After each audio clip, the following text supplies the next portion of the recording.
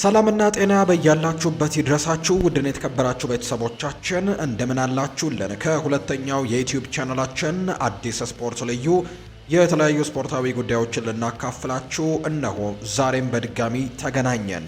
የተለያዩ ስፖርታዊ ጉዳዮችን ወደ እናንተ እያደረስን ቆይታን የምናደርግ ነው የሚሆነው። ከነዚህ መካከል ትልልቆቹን የአውሮፓ ክለቦች የተመለከቱ እጅግ በርከት ያሉ ስፖርታዊ ጉዳዮችን እያነሳን ቆይታን የምናደርግ ይሆናል። በዛሬ ፕሮግራማችን ከምናነሳቸው ነጥቦች መካከል በተለይ ከዝውውር ጉዳዮች ጋር አያይዘን በጣም ሰፋ ያሉ ቆይታዎችን ነው የምናደርገው። ማንቸስተር ዩናይትድን፣ አርሰናልን፣ ቸልሲን፣ ሊቨርፑልን፣ ማንቸስተር ሲቲን እና ሌሎችም የአውሮፓ ታላላቅ ክለቦችን የተመለከቱ ስፖርታዊ ጉዳዮቻቸውን እያነሳን ቆይታን የምናደርግ ይሆናል። እስከ ፕሮግራማችን ፍጻሜ ድረስ አብራችሁኝ ቆዩ። ቪዲዮአችንን ላይክ፣ ቻናላችንን ደግሞ ሰብስክራይብ እያደረጋችሁ ከኛ ጋር እንድትሆኑ ነው በአክብሮት የምንጋብዘው። ከመሸጋገሪያ በኋላ በድጋሚ ተመልሰን መጣለን። አብራችሁኝ ቆዩ።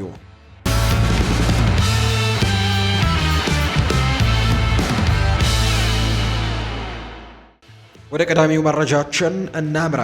አርቺ ግሬ በውድድር ዘመኑ መጀመሪያ ከሊድስ ዩናይትድ ቶትንሃም ሆትስፐርስን ከተቀላቀለ በኋላ እጅግ አስደናቂ ብቃትን እያሳየ ነው። ተጫዋቹ ገና አሁኑኑ በበጋው ደግሞ የክረምት የተጫዋቾች የዝውውር መስኮት ከክለቡ ሊለቅ እንደሚችል ስሙ መነሳት የጀመረ ሲሆን ሊቨርፑል እንደ አዱ መዳረሻም ተጠቅሷል። ተጫዋቹን ለማስፈረም ከፍተኛ የገንዘብ መጠንም ሊጠየቅ እንደሚችል ነው የተገመተው። የ20 ዓመቱ ወጣት ለቶተንሃም ወሳኝ ተጫዋች የሆነ ሲሆን በሜዳ ላይ በተለያዩ ቦታዎች ላይ የመጫወት ብቃቱንም አሳይቷል። ይሁን ለገብነቱ ለማንኛውም ቡድን ትልቅም ሀብት የሚያደርገው ሲሆን ሊቨርፑል በክረምቱ ለሱ ከፍተኛ ገንዘቦችን ለመክፈል ፍቃደኛ መሆኑ የሚታይ ይሆናል። ጆን ዌንሃም እንደገለጸው ከሆነ ተጫዋቹ 70 ሚሊዮን ፓውንድ ገደማም ሊያስወጣ እንደሚችል ነው የተናገረው። ዌንሃም ሲናገር ስፐርስ ለሱ 40 ሚሊዮን ፓውንድ ከፍለዋል። እሱም ደግሞ የክለቡ የአመቱ ምርጥ ተጫዋችነትን፣ የአመቱ ምርጥ ወጣት ተጫዋች እንዲሁም በደጋፊዎችና በተጫዋቾች ምርጫም የአመቱ ኮከብ የመሆን እድሉ ሰፊ ነው። ስፐርስ የዝውውር ጥያቄዎችን ከማስተናገድ ይልቅ ቡድኑን በአርቺ ግሬ ዙሪያ መገንባት ይኖርባቸዋል። ነገር ግን የዝውውር ገበያው ከ70 ሚሊዮን ፓውንድ በላይም ይጀምራል ተብሎ ነው የሚገመተው። ሁኔታው እንዴት እንደሚቀጥል ወደፊት የሚታይ ይሆናል። ቶተንሃም በፕሪሚየር ሊጉ ላለመውረድ እየተፋለመ የሚገኝ ሲሆን ኮከብ ተጫዋቹንም ይዞ ለመቆየት በሊጉ መቆየት ትልቅ እድል ይኖርበታል። ወደ ሻምፒዮንሺፕ መውረድ ለክለቡ አስከፊ ሊሆን የሚችል ሲሆን በርካታ ተጫዋቾቹንም ሊያጣ እንደሚችል በርካቶች እየገመቱ ነው። በሊጉ መቆየት የሚችሉ ከሆነ ግን ወጣቱን አማካይ ከዚህ የውድድር ዘመን በኋላም ይዘውት ሊቆዩ እንደሚችሉ መገመቱ ይቻላል። አርቺ ግሬ በለንደኑ ክለብም በቆይታው እየተደሰተ ሲሆን በቡድን ውስጥም ወሳኝ ሚና አለው። በአሁኑ ወቅት ክለቡን የሚለቅበት ምክንያት የለም። ሆኖም ግን ክለቡ ከወረደ ነገሮች ሁሉ ሊቀያየሩ እንደሚችሉ ነው የተናገረው። ሊቨርፑል በቡድኑ መሀል ላይ ተጨማሪ ጥራትና ጥልቀት የሚፈልግ ሲሆን ይህንን የ20 ዓመት ወጣት ተጫዋች ለረጅም ጊዜ የሚያገለግል ምርጥ ኢንቨስትመንት ሊሆን ይችላል። በተለያዩ ቦታዎችም የመሰለፍ ብቃቱ ለቀዮቹ ተመራጭ ያደርገዋል ተብሎ ነው የሚታሰበው። ቶትንሃም ሆትስፐርስ የፉልሃሙን አጥቂ ሃሪ ዊልሰንን በውድድር ዘመኑ መጨረሻ ለማስፈረም ፍላጎት አለው። የ29 ዓመቱ ተጫዋች በክረምቱ የኮንትራት ዘመኑ የሚጠናቀቅ ሲሆን የለንደኑ ክለብ በዝቅተኛ ዋጋ እሱን ለማስፈረም ተስፋ አድርጓል። ቲም ቶክ የተባለ የመረጃ ምንጭ እንደዘገበው ከሆነ ቶተንሃም ከሊቨርፑል እና ከማንቸስተር ዩናይትድ ከፍተኛ ፉክክር ይጠብቀዋል ተብሎ ነው የሚታሰበው። አስተን ቪላም ዊልሰንን ለማስፈረም ፍላጎት ካላቸው ክለቦች መካከል አንደኛው ነው። ስፐርስ በዚህ የውድድር ዘመን በጠባብ ቦታዎች እድሎችን ለመፍጠርና ዘወትር ግቦችን ለማስቆጠር ሲቸገሩ ታይተዋል። በአጥቂ መስመራቸው ላይ ተጨማሪ ጥራትን የሚፈልጉ ሲሆን ዊልሰን ለቡድኑ ጠቃሚ ፈራሚም ሊሆን ይችላል። ሊቨርፑል ተጫዋቹን ወደ ክለቡ መልሶ ለማምጣት ፍላጎት ያለው ሲሆን ዌልሳዊው ኢንተርናሽናል ወደ ቀድሞ ክለቡ እንዲመለስ ማሳመን ይችሉ እንደሆነ ወደፊት የሚታይ ነው። ተጫዋቹ በነፃ ዝውውር ወይም ፍሪ ትራንስፈር ማስፈረም ብልህነት የተሞላበት ውሳኔ ሊሆን ይችላል። በተለይ መሐመድ ሳላህ በክረምቱ ከለቀቀ በኋላ በክንፍ መስመሮች ላይ ተጨማሪ ጥራት ያስፈልጋቸዋል። ዊልሰን በዚህ የውድድር ዘመን ለፉልሃም ድንቅ ብቃቱን እያሳየ የሚገኝ ሲሆን በሁሉም ውድድሮችም 18 ግቦችን በማስቆጠርና አመቻችቶ በማቀበል ረገድም ወይም ጎል ኮንትሪቢዩሽን በማድረግም ስሙ በትልቁ የሚነሳ ነው። ተጫዋቹ በሁለቱም የክንፍ መስመሮች ላይ መጫወት የሚችል የቀይ መስመር አጥቂ ነው። ለቡድን አጋሮቹም እድሎችን ለመፍጠርና ራሱም ግብ ለማስቆጠር ይረዳዋል ነው የተባለው። በሌላ በኩል ማንቸስተር ዩናይትድ ተጫዋቹን ሁኔታ እየተከታተለ ይገኛል። በክንፍ መስመሮች ላይ ተጨማሪ ጥራት የሚፈልጉ መሆኑ ግልጽ ሲሆን የ29 ዓመቱ ተጫዋችም ለቡድኑ ጠቃሚ አማራጭ ሊሆን ይችላል። ተጫዋቹ በነጻ ዝውውር የሚገኝ መሆኑ ለበርካታ ክለቦችም ሳቢ ያደርገዋል። ተጫዋቹ ምን እንደሚወሰን የሚታይ ይሆናል። ዊልሰን ከኤቨርተን ጋርም ስሙ ሲያያዝ እንደነበር የምናስታውሰው ነው። ተጫዋቹም በክረምቱ ትልቅ ክለብን የመቀላቀል ፍላጎት ሊኖረው ይችላል። ስፐርስ፣ ሊቨርፑል እና ማንቸስተር ዩናይትድ ለተጫዋቹ አስደሳች እድሎች ናቸው። ከሶስቱ ክለቦች መካከል የትኛው ተጫዋቹን በክረምቱ ለማስፈረም ማሳመን እንደሚችል ወደፊት የሚታይ ይሆናል። ይህ በእንዲህ እንዳለ ፉልሃሞች ተጫዋቹን ከዚያ ውድድር ዘመን በኋላም በክለቡ ለማቆየትም ተስፋ እያደረጉ እንዳለ ነው መረጃዎቹ የጠቆሙት። የሊቨርፑሉ ተከላካይ ጀረሚ ፍሪምፖንግ በክለቡ የመጀመሪያ ውድድር ዘመኑ እስካሁን ድረስ ያልታደለ ሆኗል። ምንም እንኳን አልፎ አልፎ በሚያገኛቸው ብቃቶችም ወይም በሚያሳያቸው ብቃቶች ብዙዎችን ቢያስደንቅም ተደጋጋሚ የጉዳት ችግሮች ሲገጥሙት ግን እየታየ ነው። ተከላካዩ በሳምንቱ አጋማሽም ለሀገሩ ብሔራዊ ቡድን እየተጫወተ በጉዳት ምክንያትም ከሜዳ ለመውጣትም ተገዶ እንደነበር እናስታውሳለን። ምንም እንኳን በትላንትናው ጨዋታ ላይ አገልግሎቱን ቢሰጥም ተጫዋቹ የተለያዩ ጨዋታዎችን በጉዳት ምክንያት እንዳጡት ሊቨርፑሎች የሚታወቅ ጉዳይ ነውና ተጫዋቹ በማህበራዊ ሚዲያ ላይ ባደረገው ልጥፍም ስጋቱን እየተናገረ ይገኛል። ተከላካዩ ከሊቨርፑል ተጫዋቾች ጋር ልምምድ ሲሰራ የሚያሳዩ ምስሎችን በማጋራትም ሁሉም ነገር ሰላም ነው ሲልም እንዲሁ ደግሞ በትናንትናው ጨዋታ ላይ መሳተፉ የሚታወስ ነው። በዓለም አቀፍ ጨዋታዎች ረፍት ወቅት የገጠመው ችግር ቀላል እንደነበርና በቀጣይ ጨዋታዎች ላይም የመሰለፍ እድሉ ሰፊ እንደሆነ እየተነገረ ነው። ሊቨርፑል በውድድር ዘመኑ ወሳኝ ምዕራፍ ላይ የሚገኝ በመሆኑ ምርጥ ተጫዋቾቹን በሙሉ ብቃት ማግኘትም ይፈልጋል። የቀይ መስመር ተከላካዩን ማጣትም ለክለቡ አስከፊ ሊሆን ይችል ነበር፣ ምክንያቱም ኮነር ብራድላይ ቀደም ሲል በከባድ ጉዳትም ከሜዳ ርቋል። ሊቨርፑል ለቀሪው የውድድር ዘመን የኔዘርላንዱን ኢንተርናሽናል የሆነውን ፍሪምፖንግን በሙሉ ጤንነት እንዲያገኝም ይፈልጋል። ተጫዋቹ ለሊቨርፑል ጠቃሚ መሆኑን ያስመሰከረ ሲሆን በሁለቱም የሜዳ ክፍሎች ላይም ጨዋታዎችን የመቆጣጠር ብቃት እንዳለው አሳይቷል። ለቀሪዎቹ የውድድር ዘመን ጨዋታዎችም ለሊቨርፑል ወሳኝ አማራጭ ሊሆን ይችላል የተባለው የሱ የማህበራዊ ሚዲያ ልጥፍም የሊቨርፑል ደጋፊዎችን እንደሚያስደስት ጥርጥር የለውም። ጀረሚ ፍሪምፖንግ ሊቨርፑል የውድድር ዘመኑን በጥሩ ሁኔታ እንዲያጠናቅቅ ይረዳ እንደሆነ ወደፊት የሚታይ ይሆናል። ሊቨርፑል በሳምንቱ መጨረሻ በማንቸስተር ሲቲ ተሸንፈው ከውድድሩ ውጭ ሆነዋል። ትላንትና በፓሪስ ሳን ዠርሜን ደግሞ በአውሮፓ ቻምፒየንስ ሊግ የመጀመሪያ ዙር ጨዋታ ሽንፈት ገጥሟቸዋል። በፕሪሚየር ሊግ እስካሁን የነበራቸው ቆይታ ተስፋ አስቆራጭ የነበረ ሲሆን አሁንም በሌሎች ውድድሮች ላይ ተስፋ አስቆራጭ ጉዞዎችን እያደረገ ነው የሚገኘው። ሊቨርፑል የአታላንታውን ተከላካይ ማርኮ ፓይስትራን በውድድር ዘመኑ መጨረሻ ለማስፈረም ፍላጎት አለው። እንደ አርሰናል ሁሉ የ20 ዓመቱ የመስመር ተከላካይ በአሁኑ ወቅት በካግሊያሪ በውሰት የሚገኝ ሲሆን እዚያም ደግሞ እጅግ አስደናቂ ብቃትን እያሳየ ነው የሚገኘው። ስፖርት ዊትነስ የተባለው የመረጃ ምንጭ እንደሚናገረው ከሆነ ተጫዋቹ በክረምቱ 45 ሚሊዮን ዩሮ ገደማ ሊያስወጣ የሚችል ሲሆን ሊቨርፑል እሱን ለማስፈረም ይወስን እንደሆነ ማየቱ አስደሳች ይሆናል። ፓሌስትራ የአርሰናልና የቶትንሃምም ኢላማ ነው። ተጫዋቹ በሁለቱ መስመሮች በመስመር ተከላካይነት መጫወት የሚችል ሲሆን ለሊቨርፑል ምርጥ ጥምረትም ሊሆን ይችላል። ሊቨርፑል በመስመር ተከላካይ ክፍሉ ላይ ተጨማሪ አማራጮችን እንደሚፈልግ ግልጽ ነው። በቀይ መስመር ተከላካይነት ላይ በተደጋጋሚ በገጠማቸው የጉዳት ችግር ምክንያት ሲቸገሩ የቆዩ ሲሆን ፓሌስትራ ለዚህ ጥሩ መፍትሄ ሊሆን እንደሚችል ነው የተነገረው። ተጫዋቹ አስተማማኝ ተከላካይ መሆኑ ከመቼውም ጊዜ በላይ ያስመሰከረ ሲሆን ወደ አጥቂ መስመር በመጠጋትም ጨዋታዎችን የመቀየር ብቃት አለው። በግራ መስመር ተከላካይነት የመጫወት ችሎታው ለቡድኑ ተጨማሪ ጥቅም ነው። አንድሬው ሮበርትሰን በውድድር ዘመኑ መጨረሻ ክለቡን ይለቃል ተብሎ የሚጠበቅ ሲሆን የ20 ዓመቱ ጣሊያናዊ በእርሱ የተተወውን ክፍተትም ሊሞላ እንደሚችል ነው የሚነገረው። ለእንደሱ ላለ ወጣት ተሰጥኦም የተጠየቀው ዋጋ በመጠኑ ከፍ ያለ ቢሆንም ሊቨርፑል ለሱ ሲል ከፍተኛ ወጪዎችን ለማውጣትም ዝግጁ መሆኑ የሚታይ ነው። ተጫዋቹ ወደፊት ለወጣበት ዋጋም ተገቢ መሆኑን ለማስመስከርም የሚያስችል ጥራትና አቅም ያለው በመሆኑ ዝውውሩ ለረጅም ጊዜ ሂደትም ብልህነት የተሞላበት ኢንቨስትመንት ሊመስል ይችላል። አታላንታ ተጫዋቹን በክረምቱ ወደ ክለቡ ተመልሶ በሚቀጥለው የውድድር ዘመን እንዲጫወትላቸው ተስፋ ያደርጋሉ። ይሁን እንጂ የቀረበላቸውን ትርፋማ የዝውውር ጥያቄ ውድቅ ማድረግ ሊከብዳቸው ይችላል። ለቀጣዮቹ ጥቂት ሳምንታት ውስጥም ሁኔታው እንዴት እንደሚሆን የሚታይ ነው። ሊቨርፑልን የመቀላቀል እድሉ ለወጣቱ ተከላካይም ሳቢ እንደሚሆን ጥርጥር የለውም።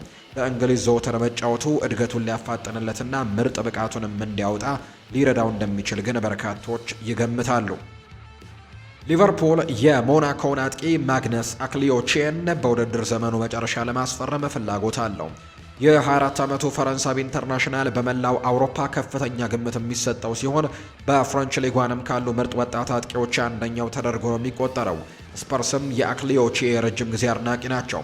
ከስፔን የወጡ ዘገባዎች እንደሚያመለክቱት ሊቨርፑል ተጫዋቹን የሞሐመድ ሳላህ ተተኪም አድርገው ይመለከቱታል። አክሊዮቼ በተፈጥሮ የቀይ መስመር አጥቂ በመሆኑ ለቡድኑ ተስማሚ ይሆናል። ተጫዋቹ 70 ሚሊዮን ዩሮ የሚገመት ሲሆን ሊቨርፑልም ተመጣጣኝ የዝውውር ዋጋ ላይ ለመድረስም ድርድር ለማድረግ ተዘጋጅተዋል። የተጫዋቹ ተወካዮችም ወደ ፕሪምየር ሊግ የመዞር ፍላጎት እንዳለው ጠቁመዋል። ሊቨርፑል ዝውውሩን ሊያጠናቅቅ ይችል እንደሆነ ወደፊት የሚታይ ነው። የሞናኮ ኮከብ በዚህ ውድድር ዘመን በ15 ግቦች ላይ ቀጥተኛ ተሳትፎን ያደረገ ሲሆን ከፍተኛ አቅም ያለው ወጣት ተጫዋችም ነው። ወደፊት በስልጠናና በልምድ ደግሞ ብቃቱን ይበልጥ ሊያሳድግ ይችላል። ሊቨርፑል ወጣት ተጫዋቾችን በመቅረጽም ረገድ ጥሩ ታሪክ ያለው በመሆኑ ለእድገቱ ትልቅ ሚናም ሊጫወት ይችላል የተባለው በዓለም ላይ ካሉ ትልልቅ ክለቦች አንዱን የመቀላቀል እድልም ለፈረንሳዊ አጥቂ በጣም አስደሳች ይሆናል። ይህም በሙያው ትልቅ ደረጃ ላይ የሚደርሰው እርምጃ ነው። በፕሪምየር ሊጉ ዘወትር መጫወቱ ምርጥ ብቃቱን እንዲያወጣና አቅሙን እንዲያሟላም ይረዳዋል። ስፐርስም ባለፉት ወራት አክሊዮቼን ለማስፈረምም ጥረት አድርገዋል። ሊቨርፑል ለሱ ከፍተኛ ዋጋ መክፈል ቢኖርበትም ዝውውሩ በረጅም ጊዜ ሂደትም የሚከስ ሊሆን ይችላል። ተስፋ ያለው ወጣት በመሆኑ የወደፊት የክለቡ ኮከብ ሆኖ ሊያድግም ይችላል። ሊቨርፑል በክንፍ መስመሮች ላይ ተጨማሪ ጥራት እንደሚፈልግ ግልጽ ነው። የ24 ዓመቱ ተጫዋችም በሁለቱም የክንፍ መስመሮች ላይ መጫወት የሚችል ሲሆን ለቡድኑ ፍጥነት፣ ጥበብና ያልተገመተ ብቃትንም ይጨምራል ተብሎ ነው የሚጠበቀው። ሞርጋን ሮጀርስ በክረምቱ የዝውውር መስኮት አስተን ቪላን ለመልቀቅ በመወሰኑ የተዘገበ ሲሆን አርሰናልና ማንቸስተር ዩናይትድ ሁኔታውን በንቃት ከሚከታተሉት ክለቦች መካከል ይጠቀሳሉ። ይህ የእንግሊዝ ብሔራዊ ቡድን ተጫዋች በቪላ ፓርክ ቆይታው ድንቅ ብቃቱን ያሳየ ሲሆን አሁን ላይ ግን ዋንጫዎችን በሚያሸንፍ ፕሮጀክት ውስጥም ለመሳተፍ በማለም በሙያው ቀጣዩን እርምጃ ለመውሰድም ተዘጋጅቷል። ዘሳን ይዞት የወጣው ዘገባ እንደሚያሳየው ሮጀርስ በክረምቱ የዝውውር መስኮት እስከ 100 ሚሊዮን ፓውንድ ሊያስወጣ ይችላል። ሆኖም ግን ተጫዋቹ ቪላ ለዝውውሩ እንቅፋት አይሆንም የሚል ተስፋ አለው። ሮጀርስ በዚህ ውድድር ዘመን በሁሉም ውድድሮች 10 ግቦችን አስቆጥሮ 7 አሲስቶችን ያደረገ ሲሆን ምንም እንኳን በቅርቡ በብቃቱ ላይ መጠነኛ መቀዛቀዞች ቢታዩም በ2026 የዓለም ዋንጫ የእንግሊዝ ስብስብ ውስጥ የመካተት እድሉ ከፍተኛ ነው።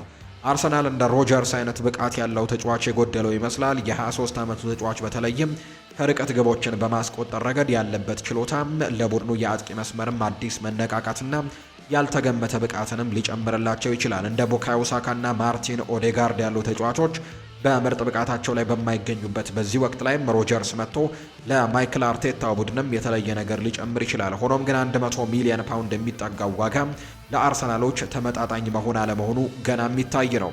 ሮጀርስ በማንቸስተር ዩናይትድም ተጽዕኖ ሊፈጥር እንደሚችል ይገመታል። ክለቡ በኮንትራቱ ላይ 1 ዓመት ብቻ የቀረውንና እድሜው እየገፋ የመጣውን ብሩኖን ፈርናንዴዝን በረጅም ጊዜ የሚተካ ተጫዋችም ለማምጣት ማሰብ ይኖርበታል። አርሰናል እና ዩናይትድ እንደዚህ አይነት ተጫዋችን ከሊቨርፑል ይልቅም ይበልጥ የሚያስፈልጋቸው ቢሆንም ተጫዋቹ በጣም ውድ መሆኑና ባለፉት 9 የቪላ ጨዋታዎች ምንም አይነት ግብም ሆነ የግብ አስተዋጽኦችን አለማድረጉ እንደ ስጋት እንደሚነሳ ነው የተነገረው። አርሰናል የባርሴሎናውን የማጥቃት አማካይ የሆነውን ዳኒ ኦልሞን ለማስፈረም ከሚፈልጉ ክለቦች መካከል ስም ዝርዝር ውስጥ ተካቷል። ይሁን እንጂ ፌጂያስ እንደዘገበው ከሆነ ማንቸስተር ሲቲ ስፔናዊውን ኢንተርናሽናል ለማስፈረም የሚደረገውን ፉክክር ለማሸነፍ በ87 ሚሊዮን ፓውንድ አካባቢ የመጀመሪያ ጥያቄን በማቅረብ ስራ ጀምሯል። ኦሎሞ በዚህ ውድድር ዘመን በሁሉም ውድድሮች 8 ግቦችን አስቆጥሮ 6 አመቻችቶ በማቀበል ለባርሴሎና እጅግ ፈታኝ ወይም ወሳኝ ተጫዋችም ሆኖ ቆይቷል። ስለዚህም ክለቡም እንዲለቅ ፈቃደኛ መሆኑ ግልጽ አይደለም። አርሰናል ባርሴሎናና እንዲሁ ደግሞ ኦልሞን እንዲሸጥም ለማሳመን አስቸጋሪ ሊሆን እንደሚችል ቢገነዘቡም ሲቲ ግን የ27 ዓመቱን ተጫዋች የበርናርዶ ሲልቫ ተተኪ አድርጎ ለማምጣትም ከፍተኛ ጥረት እያደረገ ነው። በርናርዶ ሲልቫ በክረምቱ ኮንትራቱ ሲጠናቀቅ ኢቲያድን የሚለቅ በመሆኑ ኦልሞ ለእርሱ ተስማሚ ምትክ አድርገው ማሰቡ ለሲቲ አመክንዮ ውሳኔ ነው።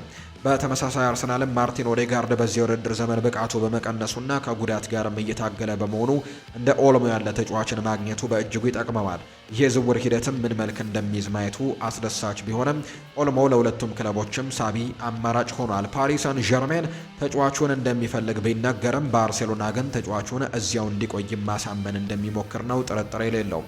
አርሰናሎች በዚህ ክረምትም የአጥቂ መስመር ችግራቸውን ለመፍታት እንደሚፈልጉ እየታወቀ ባለበት በዚህ ሰዓት ሞርጋን ሮጀርስንም ከአርሰናል ጋር ስሙን አያይዘውታል። ዘሰን እንደዘገበው ሮጀርስ የአርሰናል ኢላማ ሆኗል። እሱም እንደ ኦልሞ ሁሉ ውድ ሊሆን ቢችልም ለሚኬል አርቴታ ቡድን ግን የተለየ ብቃትን ወይም ኤክስ ፋክተር ሊጨምር ይችላል ተብሎ ነው የሚታሰበው። ከጂያስ እንደሚለው አርቴታ ኦልሞን ለአርሰናል ፍጹም ተስማሚ አድርጎ ቢመለከተውም ሮጀርስን በፈጠራ ችሎታው በግብ አግቢነቱና በተለያዩ ቦታዎች የመጫወት ብቃቱም ተመሳሳይ ነገር ሊያበረክት እንደሚችል ነው ግምቱን ያስቀመጠው። የሊቨርፑል ኮከብ መሐመድ ሳላህ በዚህ ክረምትም ወደ ሳዑዲ ፕሮ ሊግ ክለብም የሚያደርገው ዝውውር ከምንጊዜውም በላይ እየተቃረበ መሆኑ ተዘግቧል። ይህ ግብፃዊ ኢንተርናሽናል በዚህ ውድድር ዘመን መጨረሻ ሊቨርፑልን እንደሚለቅ በቅርቡ ያስታወቀ ሲሆን የሳዑዲ ባለስልጣናትም በመጨረሻም ተጫዋቹን ለማስፈረምም ያላቸውን እምነት ከፍተኛ አድርገውታል።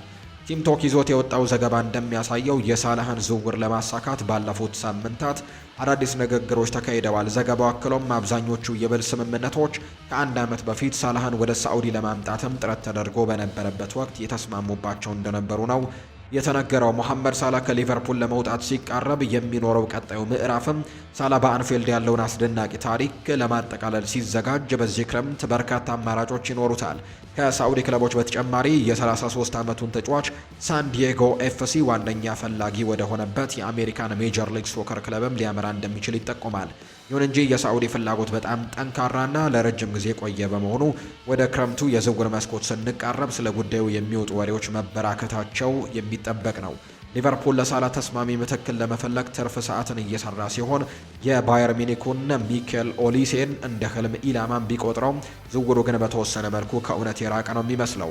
የአረቤ ለብዚሹ የክም ተጫዋች ያን ዲያማንዴ ሌላኛው ትኩረት የሚሰጠው ስም ቢሆንም እንደ ሳላ ያለ የክለቡን ታሪክ የቀየረ ተጫዋች መተካት ግን ለማንኛውም ተጫዋች ቀላል እንደማይሆን ግልጽ ነው።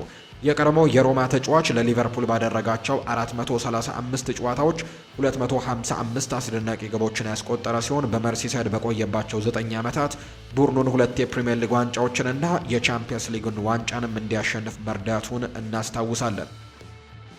ቸልሲ አሌሃንድሮ ጋርናቾን በስታንፈርድ ብሪጅ የመጀመሪያ ውድድር ዘመኑ ተስፋ አስቆራጭ ጊዜን ካሳለፈ በኋላ እንዲለቅ ፈቃደኛ መሆኑ ተነግሯል። ጋርናቾ በማንቸስተር ዩናይትድ የነበረው ቆይታ ውጥንቅጥ የበዛበት በመሆኑ ሰማዮቹ ቸልሲዎች ተጫዋቹን ማስፈረማቸው በመጠኑ አደገኛ ውሳኔ መስሎ የታየ ሲሆን አሁን ላይ ግን ይህ እንዳልተሳካ ግልጽ ሆኗል። ሳይመን ፊሊፕስ እንደዘገበው ቼልሲ አሁን ላይ ለዚህ አርጀንቲናዊ ኢንተርናሽናል የዝውውር ጥያቄዎችን ለመቀበል ዝግጁ ሊሆን እንዲያውም የሚሸጡበትን እድል እንደሚፈጠር ተስፋ አድርገዋል። ጋርናቾ በማንቸስተር ዩናይትድ ዋና ቡድን የመጀመሪያ ቀናቱ ላይ ተስፋ ሰጪ ብቃትን አሳይቶ የነበረ ቢሆንም የኳስ ሕይወቱ ግን እንደተጠበቀው ሊያድግ አልቻለም። በቀጣይ በእርሱ ላይ ምን እንደሚከሰት ማየቱ አስደሳች ያደርገዋል። ጋርናቾ በስታንፈርድ ብሪጅ ውጤታማ ባለመሆኑ ቼልሲ ተጫዋቹን በቀላሉ ለመሸጥም ሊቸገር ይችላል። ሆኖም ግን ፌጂያስ በቅርቡ አትሌቲኮ ማድሪድ ለ21 ዓመቱ ተጫዋችም ፍላጎት እንዳለው ዘግቦ ነበር። ጋርናቾ ከዩናይትድ ወደ ቼልሲ ከማምራቱ በፊትም ቶተንሃም ፈላጊው ከነበሩት ክለቦች መካከል አንዱ እንደነበር ፉትቦል ኢንሳይደር ዘግቦ ነበር። ይሁን እንጂ ተጫዋቹ በስታንፈርድ ብሪጅ ባሳየው ደካማ ብቃት ምክንያት የዝውውር ዋጋው በከፍተኛ ሁኔታ ሊቀንስ እንደሚችል ይገመታል። በዚህ ውድድር ዘመን በ20 የፕሪሚየር ሊግ ጨዋታዎች አንድ ግብ ብቻ አስቆጥሮ 4 አመቻችቶ ያቀበለው ጋርናቾ ተቾቹ ስህተት መሆናቸውን ለማስመስከር ወይም የኳስ ሕይወቱንም ለመቀየር የተሰጠውን እድል መጠቀም አልቻለም። ማንቸስተር ዩናይትድ ጋርናቾን በመሸጡ ትክክለኛ ውሳኔን አስተላልፏል። ባለፉት ዓመታት እንደ ማርከስ ራሽፎርድ፣ አንቶኒ ስኮት ማክቶሚኔ እና ራስመስ ሆይለንድ ያሉ ተጫዋቾች ከክለቡ ከለቀቁ በኋላ ብቃታቸው በመሻሻሉ ዩናይትድ ሲቆጭ ቆይቷል። ሆኖም በጋርናቾ ላይ ግን ይህ ባለመከሰቱ ክለቡ ተጫዋቹን በመሸጡ ፍጹም አይቆጭም። እንዲያውም ትክክለኛ ሽያጭ ነበር ማለት ይቻላል። አንዳንድ የማንቸስተር ዩናይትድ ደጋፊዎች ጋርናቾ ወደ ዋና ተቀናቃኛቸው ቼልሲ እንዲያመራ መደረጉ አደገኛ ውሳኔ እንደሆነ ተሰምቷቸው የነበረ ቢሆንም በመጨረሻ ግን የዚህ ዝውውር ብቸኛው አሸናፊ ዩናይትድ እንደሆነም የሚያሳዩ መረጃዎች ናቸው ያሉት። የብሩኖ ፈርናንዴዝ የማንቸስተር ዩናይትድ የወደፊት ቆይታ አሁንም አጠራጣሪ ሆኖ ቀጥሏል። ክለቡ በዚህ ክረምት በሚኖረው የዝውውር ሂደት ላይ በውስጥ አመራሮች መካከልም የሀሳብ መከፋፈል እንዳለ ነው የተሰማው። እንደሚቀርበው መረጃ ከሆነ ከፈርናንዴዝ የቡድኑ እጅግ ወሳኝ በመሆኑ መሸጥ የለበትም የሚሉ ወገኖች እንዳሉ ሁሉ በሌላ በኩል ደግሞ እሱን በመሸጥ የሚገኘውን ከፍተኛ ገንዘብም ለቡድኑ አዲስ መነቃቃት የሚፈጥሩ ተጫዋቾችን ለማስፈረም መጠቀም ይገባል የሚሉ ደግሞ ሀሳቦችም ይነሳሉ። ቀደም ሲል በታህሳስ ወር እንደተገለጸው ማንቸስተር ዩናይትዶች አዲስ አማካይ ለማስፈረም ይረዳቸው ዘንድም ፈርናንዴዝን ለመሸጥ ፈቃደኛ ነበሩ። አሁንም ተጫዋቾቹ የበርካታ ክለቦች ትኩረትን መሳቡን ቀጥሏል። በየካቲት ወርም እንደተዘገበው ባየር ሚኒክና ፓሪስ ሰን ዠርሜን ለዚህ ፖርቱጋላዊ ኢንተርናሽናል ፍላጎት ቢኖራቸውም ወደ ሳዑዲ ፕሮ ሊግ የሚያደርገው ዝውውር ግን ይበልጥ እውን ሊሆን እንደሚችል እየተነገረ ነው። ምንም እንኳን የዩናይትድ ይፋዊ አቋም ተጫዋቹ አይሸጥም የሚል ቢሆንም ተጫዋቹ 32 ዓመት ሊሞላው መሆኑና ብቃቱ ሊቀንስ እንደሚችል ግን ይገነዘባሉ። መረጃዎች እንደሚያመለክቱት ዩናይትድ በዚህ የውድድር ዘመን በሞሐመድ ሳላ ላይ የታየው የብቃት መቀነስን በእነርሱም ላይ እንዳይከሰት ከፍተኛ ጥንቃቄ እያደረጉ ነው።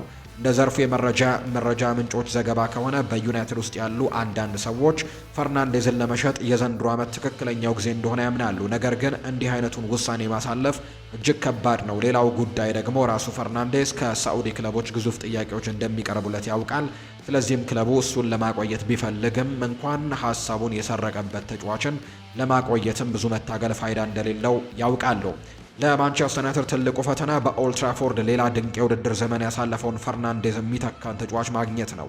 የ31 ዓመቱ ተጫዋች በፕሪሚየር ሊጉ 8 ግቦችን አስቆጥሮ 16 አመቻችቶ ያቀበለ ሲሆን ከስፖርቲንግ ሊዝበን ከተቀላቀለ ጀምሮ ብቃቱን በቋሚነት ማስጠበቅ ረገድም አስደናቂ ሆኖ ቆይቷል።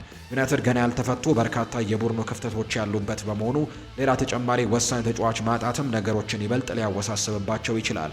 ካሴሜሮ በነፃ ዝውውር የሚለቅ ሲሆን እንደ ሃሪ ማጓየር እና ማኑኤል ኡጋርቴ ባሉ ተጫዋቾች ላይም ጥርጣሬዎች አሉ። በተጨማሪም እንደ ማርከስ ራሽፎርድ እና አንድሬ ኦናና ያሉ ተጫዋቾችም በውሰት ላይ መሆናቸው የሚታወቅ ጉዳይ ነው። ውድና የተከበራችሁ ቤተሰቦቻችን ከሁለተኛው የዩቲዩብ ቻናላችን አዲስ ስፖርት ልዩ ለዛሬ ያዝንላችሁ አዳዲስ የዝውውር ጉዳዮችን ያካተትንበት ፕሮግራማችን ይህንን ይመስል ነበር። ቆይታችሁን ከኛ ጋር ያደረጋችሁ በሙሉ ላቅ ያለ ምስጋናችንን ለእናንተ ማቅረብ እንወዳለን። ፉአድ ባሩ ፕሮግራሙን እየመራው ቆየው። መልካም ቀን ይሁንላችሁ።